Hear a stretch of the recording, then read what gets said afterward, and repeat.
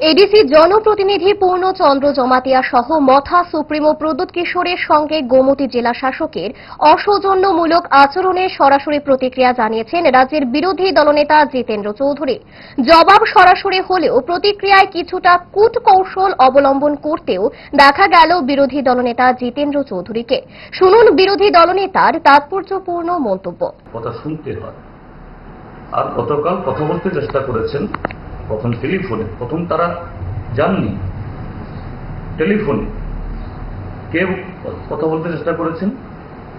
এডিসির chief executive member, ভারতের ষষ্ঠ তপশিল মোতাবেক তিনি নির্বাচিত, তিনি রাজ্য সরকারের একজন মন্ত্রী পদমর্যাদা, তিনি কথা বলবেন না? হয়তোবা আত্মদস্তায় গেছেন, অন্যায় করেছেন, কিন্তু তার চেয়ে গুরুতর অন্যায় হল এই ডিএম মহোদয়ের। অল্প বয়স, এখন হয়তো অভিজ্ঞতা হয়নি, কিন্তু মাথার মধ্যে তার ভূত চেপে গেছে। ভালো খাবার দেখে অম্বলের কথা মনে পড়ে, তার সমাধান 5 দশক ধরে গ্যাস, অম্বল ও পেটের সমস্যার একমাত্র সমাধান গ্যাস নল।